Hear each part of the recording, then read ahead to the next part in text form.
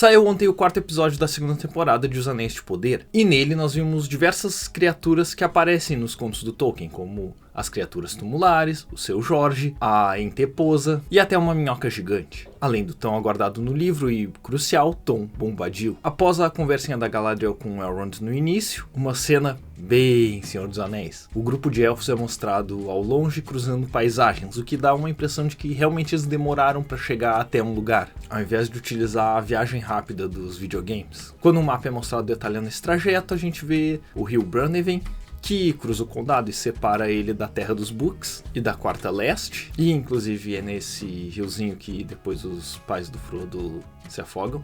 E ele flui do Lago Evenin, ou Vespertino, que é onde a Galadriel e o seu marido, Celeborn, moram por um tempo e nasce a filha deles, a Celebrian. Sobre a ponte quebrada que aparece, se for encaixar o mapa da Terra-média em cima, ela estaria dentro da Floresta Velha, mas talvez possa ser alguma questão de angulação, então eu realmente não sei que ponte é essa. E enfim, nós vamos ao estranho chegando na casa do Tom Bombadil. Ele estava procurando suas amigas, mas em seguida o mapa dele começa a voar com vento e vai parar numa árvore que engole ele. Assim como nos livros, os hobbits são engolidos pelo velho salgueiro homem e são salvos também pelo Tom Bombadil. Cortando para os hobbits, eles conhecem um Grado, um hobbit chamado Merrimack, mesmo nome de um tio do Merry. E ele as leva para conhecer uns hobbits que moram mais intocados. E a matriarca deles é a Gundabel, mesmo nome da avó do Gollum, que também era matriarca do seu povo nos Campos de Lys. Um detalhe importante é que elas contam que estão procurando um amigo delas que é mais alto que um elfo. E é nesse momento que a Gundabel fala Great Elf, ou Gandalf, o que na minha cabeça soa como Gandalf. Só eu?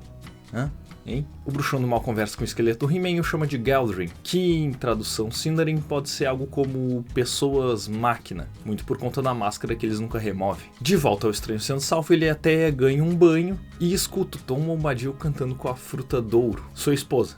Ao que Tom Bombadil, depois questionado, responde que estão só os dois ali. A conversa que segue entre os dois na frente da lareira é bem semelhante à que o Bombadil tem com os hobbits em sua casa. Sobre ele ser antigo, estar lá desde o início, ter visto a primeira gota de chuva. Algo que eu mencionei muito em um vídeo que eu fiz aqui, exclusivo sobre o Tom Bombadil, e que no final eu vou deixar nas sugestões. Ao final dessa conversa, a conclusão é que o bruxão do mal não pode se juntar ao Sauron porque isso vai dar ruim. E chegamos às criaturas tumulares, que provavelmente eram um povo do extremo leste que viajou para lá, até pelas roupas, pois os que são mortos nas batalhas entre Arnor e o reino de Angmar do rei bruxo ainda não foram mortos, porque os reinos de Arnor e Angmar ainda nem foram fundados, nessa parte da Segunda Era que a série está mostrando.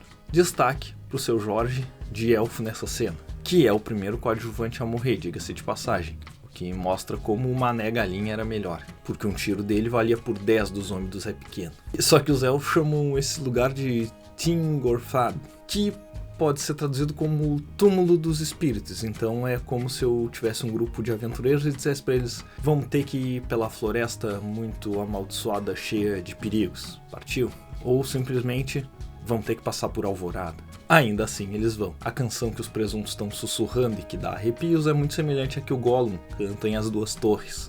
E o Elrond acaba lembrando que eles só são feridos pelas espadas que estão enterradas junto com eles. Uma clara referência aos livros, pois as espadas nos livros foram forjadas pelos Arthedain para enfrentar os espectros. Aliás, é uma dessas que permite que a Elwyn derrube o Rei Bruxo. Chegamos à cena de aventura do Isildur e do Arondir, e eles descobrem que a Estrid é uma ex-apoiadora do Adar, uma Minion arrependida, e vão procurar o Tio. Eles enfrentam um verme gigante, o que nos remete ao Gandalf, quando volta como o branco, dizendo que há criaturas nas profundezas da Terra-média tão más e antigas que nem o Sauron as conhece, mas que ele não vai trazer isso à luz da superfície. Mas eu tenho um joguinho de tabuleiro do Jornadas na Terra-média e realmente tem um verme gigante, alguns, e a cartinha dele diz coisas sem nome, então ponto pra série. Voltamos aos hobbits e elas são soltas ao mencionar o Sadok. A Gundabel conta toda a profecia sobre encontrar o Suzat, que na língua de Westron, língua comum, quer dizer condado. É como eles se referem a esse lugar. Só que a Nori fala que eles ainda não encontraram isso, eles também não têm lar. E a profecia é interrompida pelo cara de caveira que aparece, dá um tapa na Gundabel, mas ainda assim eles não entregam as duas hobbits. Quase rola um beijo entre o Isildur e a Estrid, mas no momento em que o Soteldo cruza pro Braithwaite fazer o gol, o juiz para a jogada da pênalti pro Corinthians. Nesse momento, os Ents aparecem, e ela é uma Enteposo, que pra quem é fã de O Senhor dos Anéis é sensacional, pois o Barbárvore menciona elas e elas estão sumidas na Terceira Era, durante a Jornada do Anel. Os Ents são os pastores das árvores e eles começam a conversar com Arondir, que promete que vai proteger as florestas, e então as criaturas informam que um bando de orcs passou destruindo tudo naquele caminho. O trio é resgatado e faz as pazes com o padrasto, assim como o noivo da Estrid reaparece. Então, sim, o Isildur foi trocado por esse cara. Os elfos acabam encontrando orcs na direção que dá em Eregion. Então eles também estão indo na direção do Celebrimbor, porque provavelmente seguiram Halbrand. E aí um deles acerta o elfo que é um cartógrafo e que é curado pelo Anel da Galadriel. E isso é estranho. Depois ela entrega o anel pro Elrond e ela vira praticamente o Legolas dos filmes. E só é parada pelo Adar. E acabou. Deixem aqui o que vocês acharam desse episódio, que na minha opinião teve alguns altos e alguns baixos, se a gente for traçar referências com os livros e com os outros filmes. E vou deixar nas sugestões um vídeo sobre o Tom Bombadil e um outro sobre as Enteposas. No mais, muito obrigado por assistir e até mais.